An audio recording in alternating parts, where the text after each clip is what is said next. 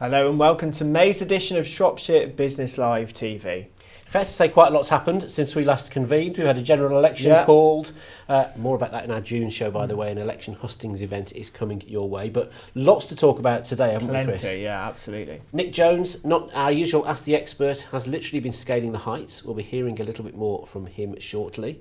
We've also got a preview of our apprenticeship awards. But first, Chris, you put your hard hat on, didn't you, to go off to Hortonwood in Telford, was it? Yeah, Hortonwood 45. It's an amazing space that is currently being built by Morris Property, and we went and find out some more. Let's find out what happened.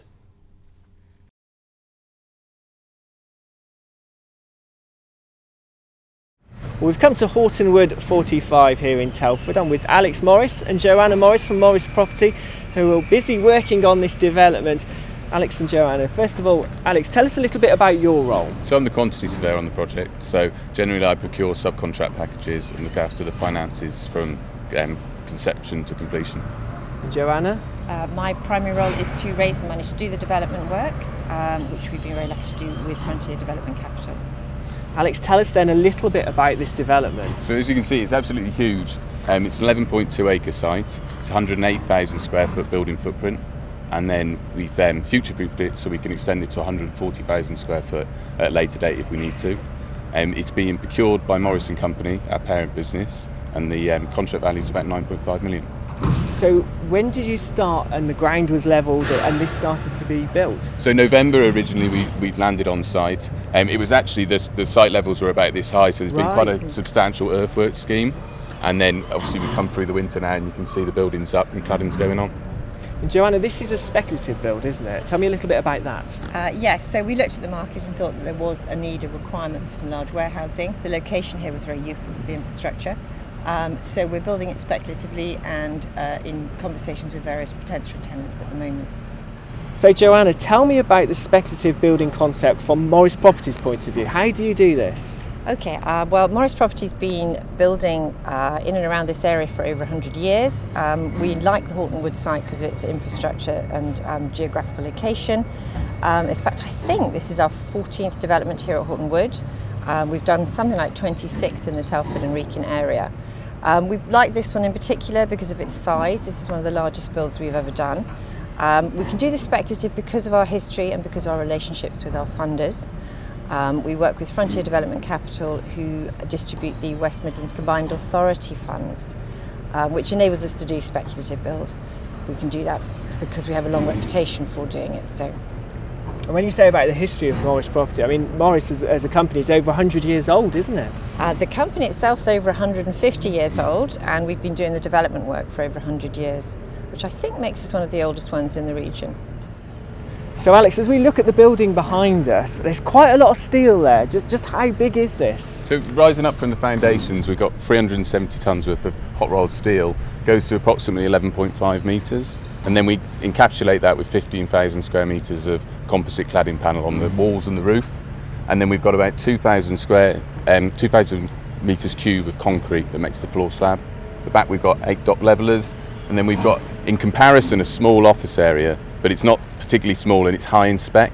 So you've got some high spec sustainable items such as the obvious PV on the roof, but then across the project we've got items like sustainable drainage systems, permeable paving, which really helps drive that up.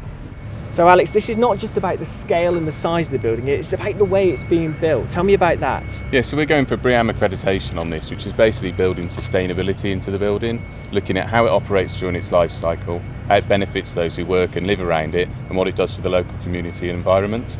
So personally, I'm really excited about this project because it's the first one that Morris Property and Morris & Company have done. As Joanna touched on, a long history, and how lucky am I to be involved in the first of something.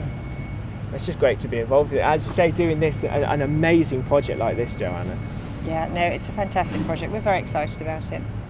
Guys, thank you so much for inviting us today. It's been absolutely fantastic and fascinating, really, to see this development. Will you invite us back when it's complete? I'd love to see it and find out the finished building. Yeah, of course. Yeah, Okay. anytime. We'd love to have you with us. Guys, thank you so much. It's been great Thank to have you, you. Chris. Alex, Joanna, thank you for joining us on Shropshire Business Live TV.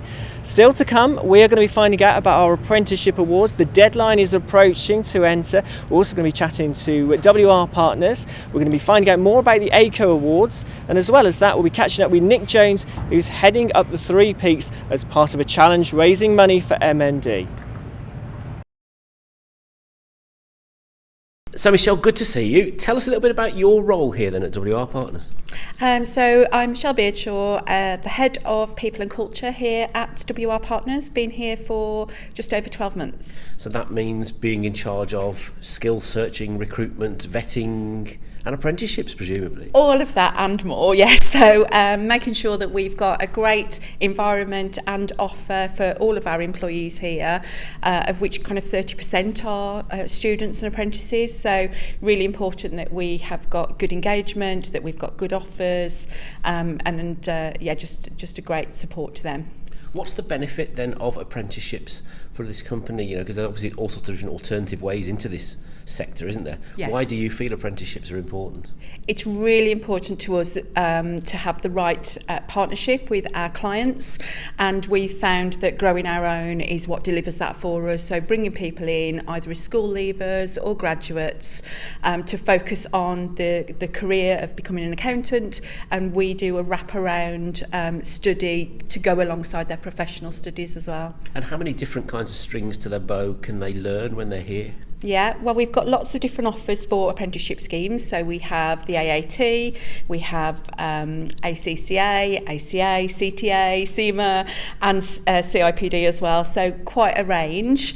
But in addition to their kind of professional studies, we also have a lot of CPD learning and other skills that they can take part in to complement their professional studies. And you've obviously been a fan and supporter of apprenticeships for a long time here at WR Partners. So I guess you've got examples of apprentices who started here and have now progressed through the ranks to other positions. Absolutely. So we've got a number of our partners who started as school leavers here at WR, and they've kind of worked their way through. Really as well, the opportunity to change within departments so that they're not just within the one team as well, and we feel that really helps to broaden their experience, and in turn that allows us to offer a better service to our clients. But yeah, we've got directors, we've got partners, we've got senior managers that have all been with us from school. And that makes the sell to potential apprentices easier, doesn't it, I imagine, because you're proving to them where they can go. Absolutely. So what we've launched this year as well is career pathways. So although we've always had a kind of pathway through, we want to bring that alive a little bit more and show just what experiences they can have if they move around and not just necessarily stay within their current team. And that's been really popular. And we're really grateful, obviously, that you've come on board as one of our category sponsors this year for the Apprenticeship Awards. Why was it important to support this? We regularly support events and awards in our local area, and that's really important to us. We care about our community as much as we care about our employees and our clients as well. So always keen to do that sponsorship. You also learn ideas as well, so you can hear what other organisations are doing and how people appreciate their apprenticeship programme. So what can we learn as part of that process? There's a lot of talk in general, isn't there, at the moment about skills and a challenge about how hard or not it is to recruit people at the moment. What's your experience? Yeah, definitely a challenge. So bringing in the kind of students is not as much of a challenge, but trying to bring qualified people into the organisation when they're such in demand is really difficult. So that's why we like to bring as many through from the apprenticeship stage as we can. But always being conscious and working in partnership with our learning providers to make sure that the studies fit what the business need and what our clients are looking for, because it changes over time. So we need to make sure that we are keeping pace with that. Do you think, apprenticeships themselves have changed a lot over the years, haven't they? How difficult is it to sell the idea of an apprenticeship to young people? Do they understand what it actually means?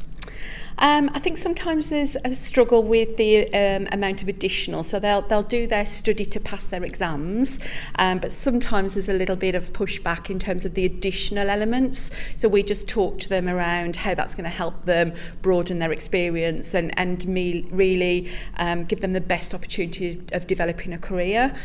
So we do provide, we've got a study hub now that we've launched this year, which is on our internal site that they can access lots of information. We've also had a study handbook for a number of years that is their go-to place for any information to help them with their studies.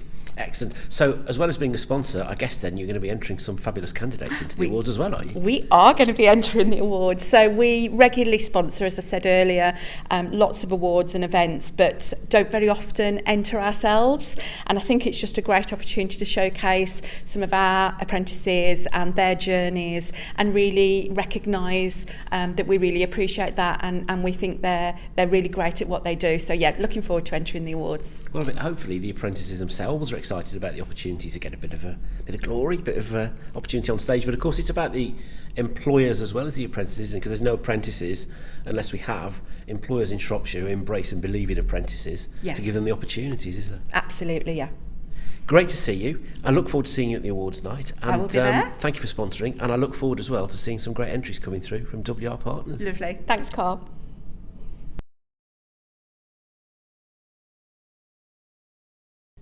So it's good to catch up with Michelle Beardshaw from WR Partners there to find out about why they're excited to be involved in the Shropshire, Telford and Wrekin Apprenticeship Awards. And not long now, Chris, until the closing date for entries. I can't believe we launched them in March. Time is whizzing by, so you've got to get your entries in quite quick. 28th of June is the closing date. There are categories for companies of various different sizes. There are categories for lots of different sectors of the economy, everything from business, legal, finance to retail, hospitality, creative, media, loads of different things, health, education. And also we're going to be looking for an overall Shropshire Apprentice of the Year and an overall Telford Apprentice of the Year. And it all culminates on October the 3rd when the awards night will be happening in front of the Sbltv cameras at the Mercure Telford Centre Hotel. Looking forward to that one. We're definitely looking forward to it. If you want to find out more information, the website address is on screen now. You can find all the information you need on there. Coming up after the break, we'll find out why Nick Jones has been scaling new heights.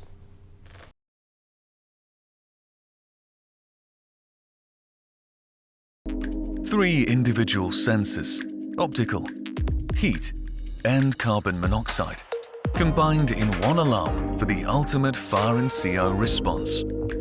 Introducing the EI3030, the next evolution in home life safety. Maximising coverage, whilst making installation simpler, easier and future-proof with the Easy Fit base. The EI3030 multi-sensor fire and carbon monoxide alarm is available to order now. Safety first. Eco first.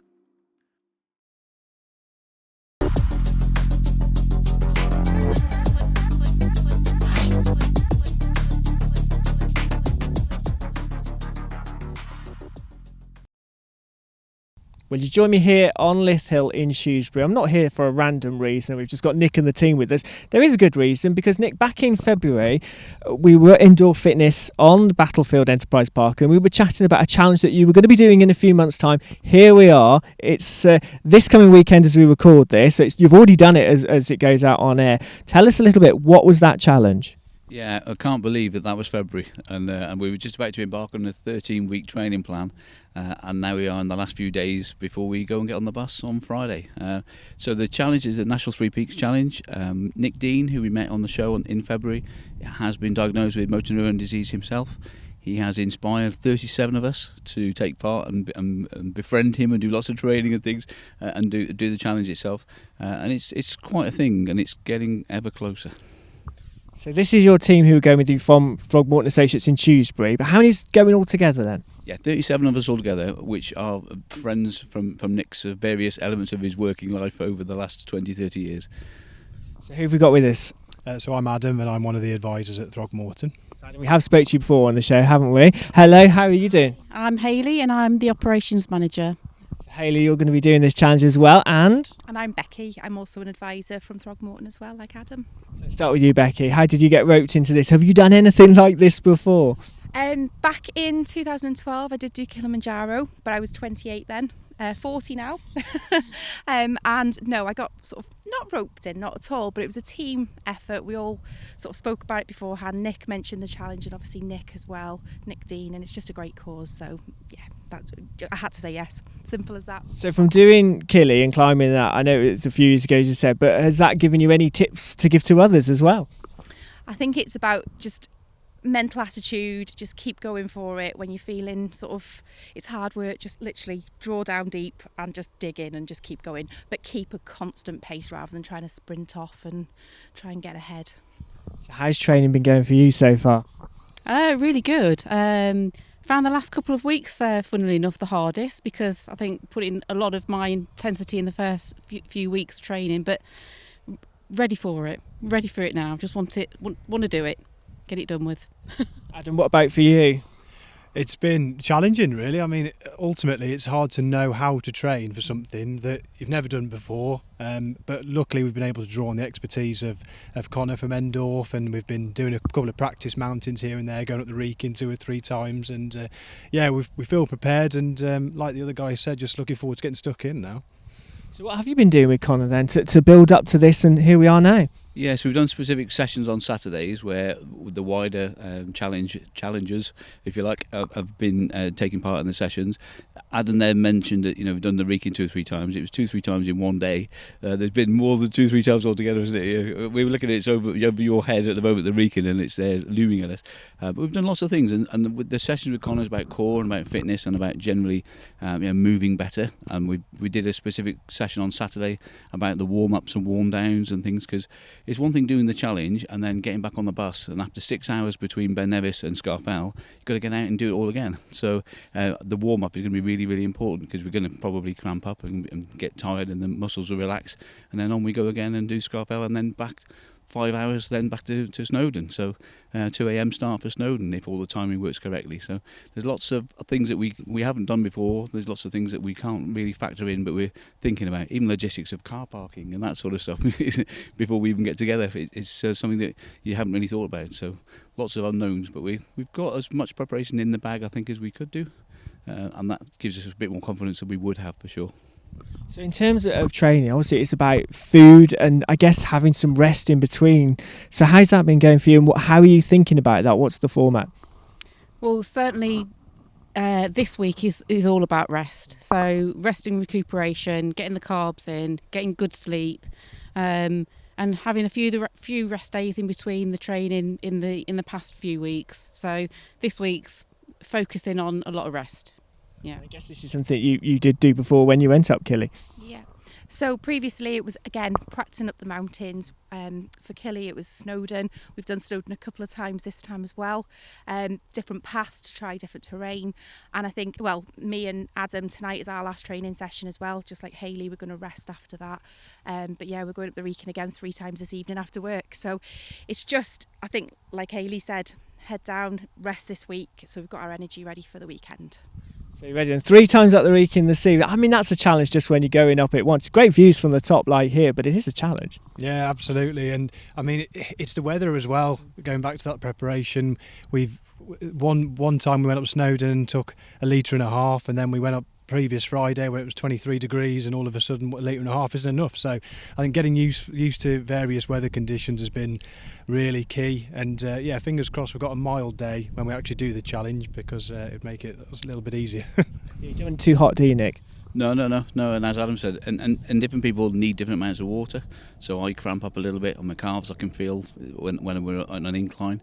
And those Wrekin walks were quite tough, so we've been walking around the back and then up the steep part from the back. Whereas the tourist route, if you like, is straight up and down from the start to the top to the back where you came from. So we've been making it as hard as possible. And then what was nice with the Snowdon challenge side of it was that we actually did the pig track up and miner's path down, and that's what we're going to be doing possibly in the dark. So at least we've got an awareness of where we're going roughly. We'll know what we're in for now. So if we are at the depths of our fitness, because we've 2 hills in and we've got the final one to crack, at least we've got that inner confidence. We know what we're going to be doing. I'm sure as a team you're all going to be there to boost each other along at the same time. Oh, definitely. Hopefully, when one's down, someone will be up. So we'll get that range of spectrum of who's feeling what at the time. So we're a good team anyway. We'll boost each other along. Do you think something like this brings you closer together as a team?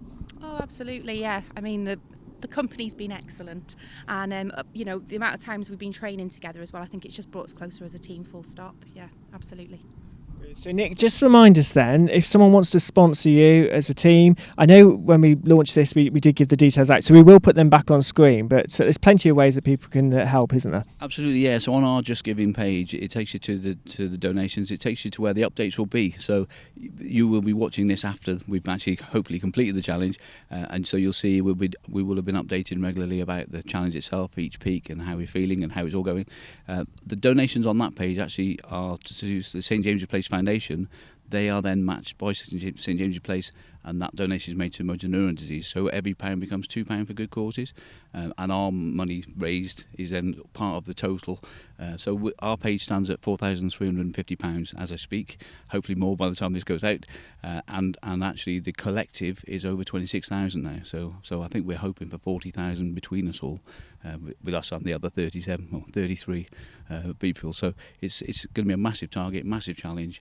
And hopefully we all come through it unscathed and have something to tell our grandkids about. Absolutely. We'll look out for the updates online. Best of luck to you all. Good luck with the challenge. Thank you.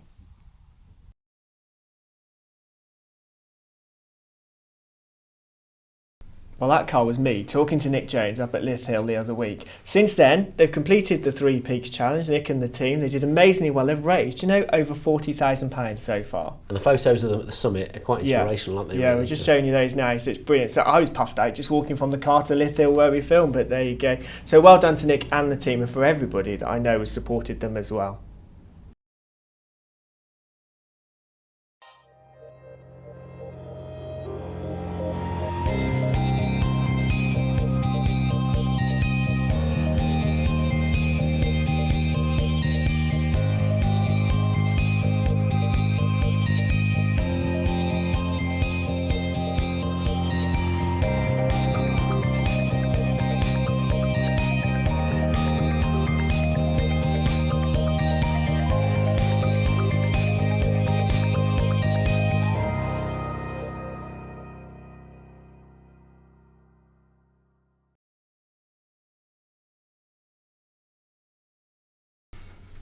Welcome back. Now, Carl, you were hosting the ACO Awards, weren't you, last month? Yeah, I was. The ICC in Birmingham. ACO, Shropshire's reigning Company of the Year, bidding to win it for a 4th time, actually, next month.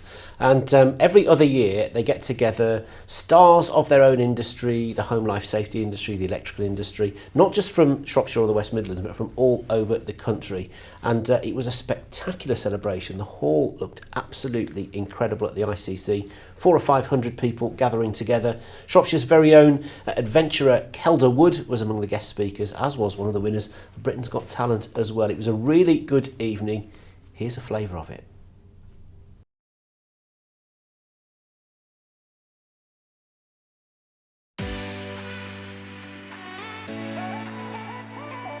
We're here tonight for the Community Awards 2024, where we invited all people across our supply chain to nominate their colleagues, organisations for great works that they've done in the community. I have been a lucky recipient of the Women in Fire Safety category. A fantastic award, and I'm very humbled to be in this position right now. A moment that I'm going to remember for a very long time, and I'm privileged to be here. I'm the Managing Director for the Service Electrical Distributors. We've won the Best Distributor Community Initiative Award. We don't do social value to win awards. We do social value to give back, to help people who are less fortunate, to get recognised for what we do. It's probably one of my proudest moments in business. It's really nice to come together, particularly for people who work in the housing sector, but just to acknowledge the really good work that we're doing to help transform people's lives. To get together with like-minded professionals has been inspirational and uplifting. Yeah, we're on a journey that we're part way through it. Things are going really well, and it's starting to make a difference to people's lives, but it's a commitment we'll keep working on for years to come as well. Hi, I'm Alexa Scrivener. I work for Stirling Council and I've won this award for Inspirational Colleague of the Year. This evening's events have been absolutely inspirational, actually. Winning this award for me personally, I just feel really proud of everything that me and Stirling Council have been doing. We've been encouraging others and we've been sharing our journey. Congratulations to absolutely everybody that was shortlisted. I couldn't quite believe it, to be honest. It was a good evening full of adrenaline. As soon as I heard my name, it was like a sigh of relief. So to celebrate tonight, I'm planning to have a glass of champagne, get some dancing in, and then change in my pajamas. Evening like this, organized by AICO, I think are really, really important. They get to showcase the best talent in the industry, the people who really push the boundaries, and also to encourage other people to strive for the best. So ultimately, together, we push the industry forwards. This event hosted by AICO has been absolutely amazing, especially ones for the apprentices. Show that AICO is trying to better the industry and trying to further technology and just improve of everything. And you can see that through the social medias and everything they're trying to do. It's amazing. I mean, the show in there is incredible. Everything from the decor to the presenters. And the inspiration food. Guest speakers, it's... Yeah. Absolutely fantastic truly event. thankful. And I think it's representative of how we've worked with AICO in that they're just so supportive, they're so giving. They can't do enough for the students as well as the wider team. Yeah, it's been a really good evening. We've got our social housing clients, we've got distribution partners, and yeah, it's a great evening to celebrate what they've been doing out in the community. And yeah, it's now turned to a bit of a disco so they can enjoy themselves as well. So yeah, just a real celebration of what everyone's doing.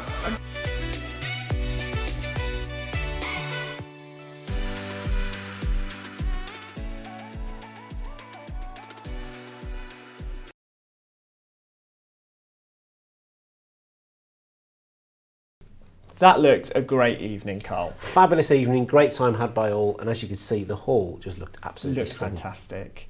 Well, if you've been to Weston Park recently, you'll know the walled garden needs a little bit of TLC. Well, Weston Park have teamed up with students on a bricklaying course at Telford College. We went along to find out a little bit more about what they're doing.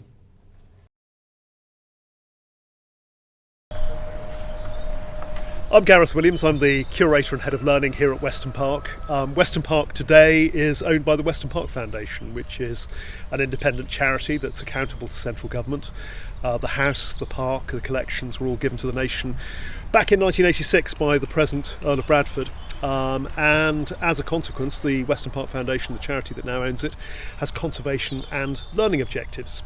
So what we've got going on at the moment, in conjunction with Telford College and their students, is actually a rather nice blending of the conservation and education, because the students are working on the Grade 2 listed walled garden walls, which were originally designed by Capability Brown back in the 1760s.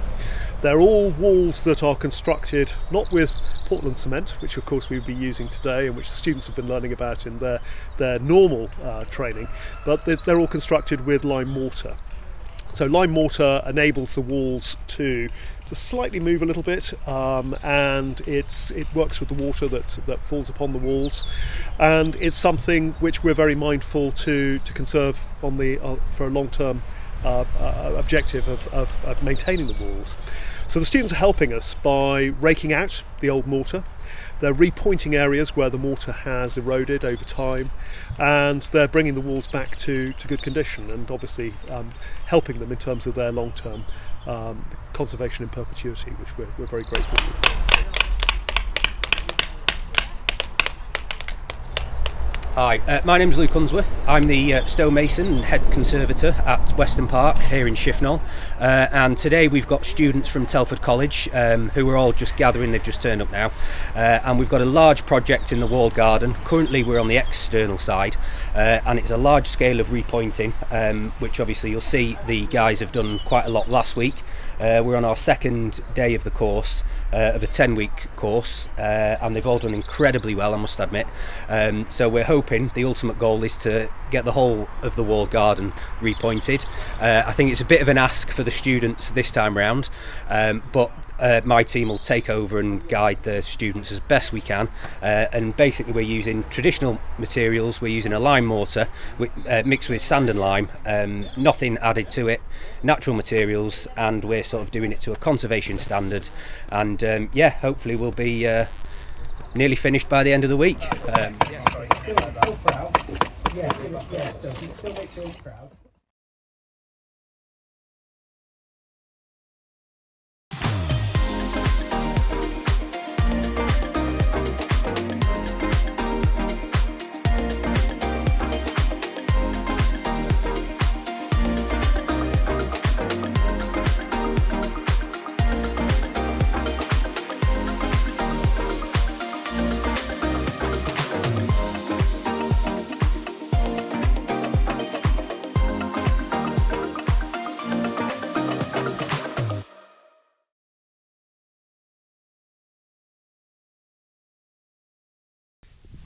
Welcome back to Shropshire Business Live TV. I'm joined now by Emily Brown from the Midlands Air Ambulance Charity. Thank you for your time. Great to see you. Before we get around to talking about a very new and exciting initiative that you're launching for the business community, just tell us a bit about your journey to the job you're doing now. I've had a varied journey to get where I am today. I did actually start off as a journalist many moons ago, but soon realised that I'd been much better as a nurse, and requalified, trained as a nurse, and worked predominantly in emergency departments. I also was in the RAF Reserves as part of that. Then I went on and worked in a university. Education became my passion. How can I make students better? How can I allow a better healthcare service? And for me, that was going in and working with students at that point and getting them getting them ready for practice. And then the opportunity came to work for this amazing charity, and I'm really happy to be at Midlands Air Ambulance. And given your previous roles, you'd have been well aware of Midlands Air Ambulance and what they do and what they stand for already, wouldn't you? Absolutely, those heroes in red turning up at A&E with our patients or collecting them and moving them along. So it was great to be able to become part of something so special. So I know you've been there for about 12 months, so you're now in this nice shiny new headquarters at Cosford, which looks absolutely fantastic. But you're launching these brand new first aid courses for businesses, which is a completely new departure, isn't it? Yeah, so previously we didn't have the facilities to be able to offer this sort of thing, and they didn't have somebody specifically looking at education for them. So the offer of these courses allows people to come and have first aid training from experts, from clinicians. Myself and our paramedics will deliver these first aid courses, so that when you're having that training, you're really hearing the information from somebody who's been there, done that, seen it, and can relate that back to you in a first aid training course. But you're also supporting the charity at the same time as doing it, which I guess is the big difference, isn't it? Absolutely, yeah. It's another way to give back to the charity, to be able to raise funds to all importantly put those red helicopters in the sky and go on those life-saving missions. So it's really important for us to have other ways to diversify, to bring in income, bring in that fundraising that's vital to our service. And I guess the world of work has changed massively in the last 4 or 5 years, isn't it? We've got far more people either working from home or working in a hybrid fashion. First aid training, when you've got a big company and a big group of people all working 9 to 5 is one thing. But when we're all working in a very sort of scattergun way, is it something that slips off the radar sometimes? I think it might be. There is a change. We don't, go into an office and need a certain number of first aiders maybe anymore, although there will be businesses that still have that. But first aid skills, CPR in particular, they're life skills. They're so important. I can't express how important it is for people to be able to do something at the point of an incident, to be able to support that casualty, to be able to give them maybe that vital CPR that they need, that is going to give them the best possible chance of survival while they're waiting for our colleagues in the ambulance service and for Midlands Air Ambulance to be getting to that casualty to give them the treatment that they need. First aid is that very first step of treating the patient. I was talking a couple of weeks ago to a business just outside Craven Arms that had got a defibrillator outside their premises, and unfortunately somebody was taken ill, but then there was a big panic to find someone. It's one thing having the defibrillator, it's another thing having someone that knows what to do and can sort of fire into action without having to provide a textbook out of the office. And is it things like that that you would learn on this course? Yes, absolutely. So we offer the full range of first aid courses, from your 3-day first aid at work, your emergency first aid, paediatric first aid, but we also offer a basic life support and defib course, which is exactly that. It's focusing on that life-saving skill and knowing what to do with that machine in a box. And you know, it is so simple when you know it's simple, but if you don't know it's simple, you don't know. So, you know, a defibrillator is an incredibly easy piece of equipment to use. It's 2 buttons, you know, it's switch it on and press the flashy button if it tells you to. But giving people the confidence and the competence to be able to use that is what these courses are about, to kind of say, it's okay. Having a go, you know, it's the best thing for that casualty to attempt to do some CPR, attempt to get that defibrillator on them, because it will make a difference in their potential long-term recovery. Do you sort of simulate some of these kind of situations? Because, you know, until the pressure's actually put on someone, knowing it, understanding it, revising it, doing your homework is different to suddenly having it right in front of you and needing to sort of come into action, isn't it? Absolutely. You know, you can learn all sorts of different things in a book, but it doesn't mean you can necessarily do it. So yeah, simulation is a big part of the training. So we have incredibly lifelike mannequins or simulators. So we train on the traditional resuscianis that people will have seen to start with, and then we move on to full-size mannequins that look like real people. We have an immersive room where we can create the environment around them to look like their place of business, or a field, or a house, or wherever you can imagine. We can put that on the walls, so then they feel that they're in that environment, so the response is more authentic to how they would actually be. Their heart rate's going to be up, they're going to be dealing with that situation, trying to open that packet with that stress, but doing it in that way and practicing in that way, that muscle memory of having done it in a more realistic environment is going to help them be able to put it into practice. So tell me a bit more about these courses then. Have they already started? When are they running? Do you have to have a certain number of people to make them run, or how does it work? So we're advertising them currently through our website. So if you go to midlandsairambulance.com, you'll be able to go through to our education pages, and all of our first aid courses are advertised there. They'll take you through to a link to Eventbrite to book on the courses. At the moment, we've got a few dates out there just to sort of see how we get on, but there is an email link, so if there's a business out there that needs a certain amount of people training, we can do that. So it's about getting in touch as we kind of build and grow this service to see what the local community needs. So yeah, all of the courses available on the website.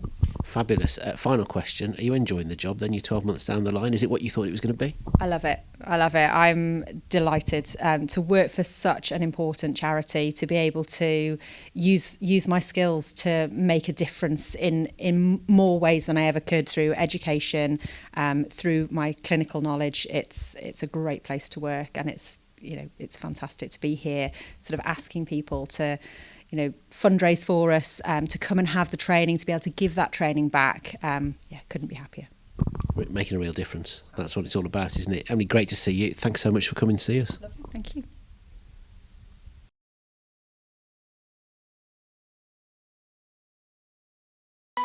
Shropshire Live. News and entertainment for Shropshire.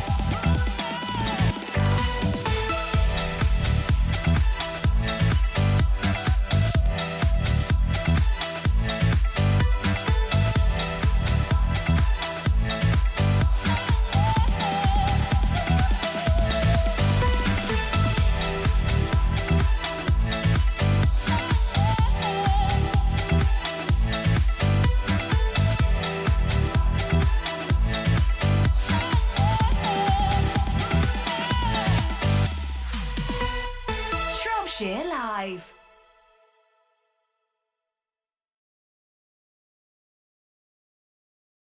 Welcome back to Shropshire Business Live TV. Now, our next guest is James Perriton from Enable, which is celebrating a rather big year this year. It's their 30th anniversary. James, thank you for joining us today. Thank you for having me. So just give me a brief overview. What is Enable? Okay, so Enable was set up sometime in the 90s. I couldn't give you the exact date, but it was set up with the aim to supporting people into work and into employment, and really the kind of barriers that they might face. It is very much about enabling them to do so. It's over the years kind of expanded quite a lot. I think there's about 11 different teams. That's quite a lot, isn't it? Because I know they started with a small team, and as you say, it's grown over those 30 years. Massively. Tell me a little bit about your role at Enable. Right, okay, so I manage a team that is called the Restart Scheme. So Restart is, it was originally commissioned by the DWP to support those falling out of COVID. I think the idea initially was that everyone was not going to have a job to come back into, and actually everyone went back to their work. So it has sort of evolved. So we work with the DWP. They refer people who have been in what we call intensive work scheme for about 9 months or more. So they've been, obviously, there's some barriers there that need to be addressed. And we kind of give that additional sort of support, really. Obviously, the job centre are very busy. It's quite difficult for them to see the sheer amount of people and give that quality. So I suppose we really come in and offer that quality one-to-one time, get to know you, get to know what difficulties you're facing, and look to get you into work with that support. So it's kind of like them coming to you and then almost kind of holding their hand and getting them into yeah, into a definitely. role. Yeah, so I mean, the very first thing we'll do is do a diagnostics, try and work out exactly what barriers you face. Everyone comes from obviously different walks of life. A lot of are perhaps parents who are just really struggling because of that childcare element. It could be people that have, especially with the cost of living crisis, have really struggled with debt and things like this, and that is obviously always going to be the priority for you. Obviously getting into work would help, but when you need to face these things all the time, it can be quite overwhelming. Anxiety, it's such a breadth of different things. So what we like to do is we do this diagnostics and we figure out exactly what it is, and then we look at a targeted approach of how to remove these barriers. Once we've done that, it's all about getting to business, employability, so looking at what job goals you have, and kind of setting realistic expectations around them. Some people think that they want to do retail, but it turns out they don't want to work weekends, and it's about kind of giving it's a balance as well, isn't it? 100%. Especially if, as you say, they've got children or something like that, and they're going back into work. Yeah, exactly. So it's very much about kind of setting those realistic goals, but then also looking at how can we support you to get to them. We're not jobs. It's about sustainability. It's about finding a role that works for you. And a role that they'll be in for then a period of time, not just trying it for a few months. This isn't working for me. You have to start a process over again. Yeah, definitely. I mean, I've got targets personally, and my targets aren't based on a job. My target is based on sustainability. So it really would be counterproductive even for me as an employee. The way we look at doing that is we do the diagnostics. The way we can support people, there is financial support that we can offer. We do digital skills, we get people laptops, phones. We've done some pretty out there things. One gentleman wasn't able to go into work because of his back. The operation he needed couldn't be completed until he had sorted his teeth. Right. So we ended up helping him, support him financially with his dental, because that obviously was the barrier of preventing him getting into work.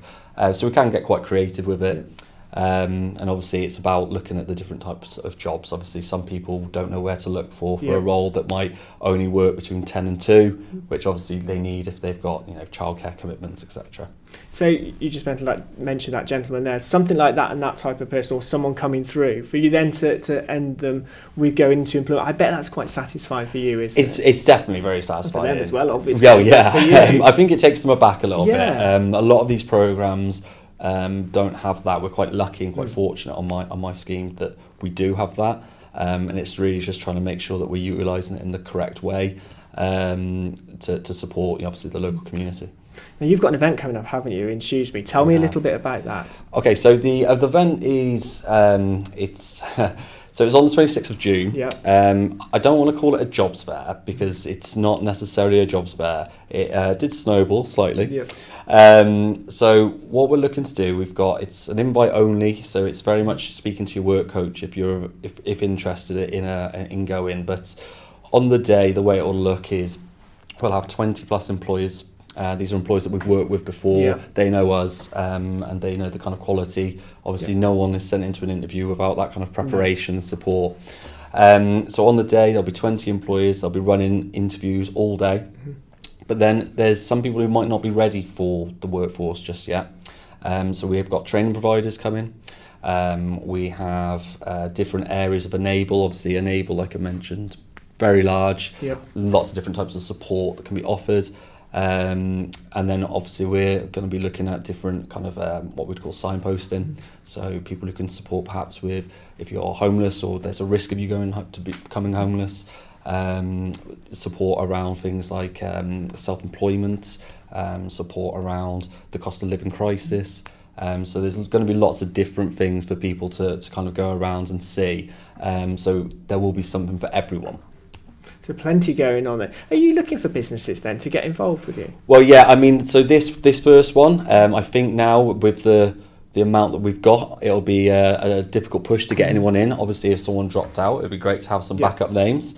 But yeah, we're running these now more frequently. This is the first of this magnitude, but we have run probably 2 to 3 a year with about 10 to 12 employees anyway, very successfully. But we are going to look at doing this, on this kind of scale more frequently. We've got 6 bases, soon to be 7. All in the kind of Shropshire and Telford areas.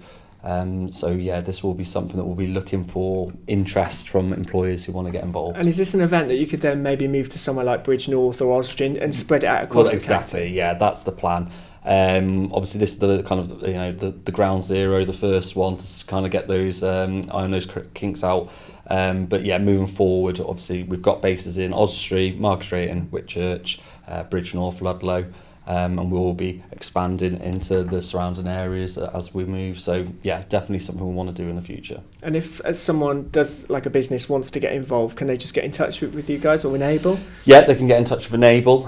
We have our own employer engagement team, and they will.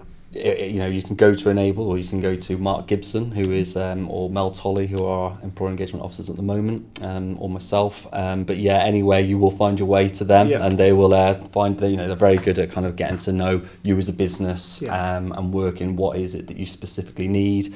Every customer would be pre-vetted first anyway, so obviously there's lots of different criteria. A lot of the time people can go through all the interviews, they can do all this, and then they get to the end of it and there's something that just means it won't work. That's not necessarily the customer's fault, it's not necessarily the business's fault, but it can be a lot of time saved, and that's sort of what Mark will do or Mel will do. They'll really get to know what it is and make sure that that's all sorted well in advance.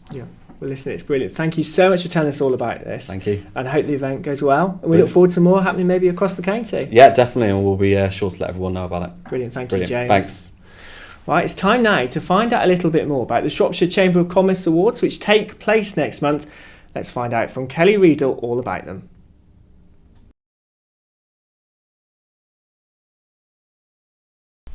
So Kelly, not long to go now until the big night. How's everything coming together? Yeah, it's been really busy but fantastic. We've just finished the judging and had all the results in, which is fantastic. So all, as you would have seen on LinkedIn, it was amazing how everyone was showcasing their businesses, and the judges, the feedback this year has been amazing. Just how people, what were the little gems that they've seen that they didn't even know existed, and just how important it is really to enter these awards to showcase what you have got in Shropshire. I think what's been really nice this year is how open and accessible it's been. We've met the judges, we've found out about the judges. They've posted pictures on LinkedIn and everywhere about them all going out and about. There's been a real transparency to it all this year, hasn't there? Yeah, it's been everywhere. We wanted to make sure in advance people knew who the judges were, what their background was, just to make people know you don't have to be a member of the Shropshire Chamber. And then we just went out there. Everything's been documented on LinkedIn, Facebook, socials, so just to see exactly what you can do and what you can achieve. And just having a little look on the website, I see there's not that many tickets left, is there? So if you want some, you've got to get in quick, haven't you? Yeah, we've sold over 600 tickets now. So just say, if you pop on the website, you can see the remaining tickets, but get in there quickly because we are coming to a close with those a week before, and we are filling up really quickly. For those who've never been to the actual awards night, what will they expect? Why should they come? Give us the sell. It is the wow factor. For me, I just love everybody's facial expressions on the night. They open those doors and it's a real wow factor. You just get the evening just to really celebrate your year, your successes, come together with your business community. The atmosphere is just fantastic and the buzz in the room. Being a finalist is amazing. It's not just the winners. It's such an achievement to actually be a finalist, so the buzz from start to finish is fantastic. So have Team Chamber been talking about what they're all going to wear yet? Oh, absolutely. We've been ordering dresses, sending them back, organising hairdressers. It's all go here. I can't do a thing with my I'm going to settle for what I've done for the last 20 years, I think, instead. So are there any opportunities for companies still that maybe want to sponsor or get involved on the night or raise their profile? Yeah, we do still have a couple of sponsorship opportunities available, so please do reach out and get in touch. There are a couple of categories still available, so you have the opportunity to have some seats and actually go on stage on the night. And we do have other opportunities for the evening. So have a conversation with me. We can see what you're looking for, what you can get out of it, and we can go from there for you. Looking forward to seeing what you've all chosen to wear. See you soon. Thanks, Carl.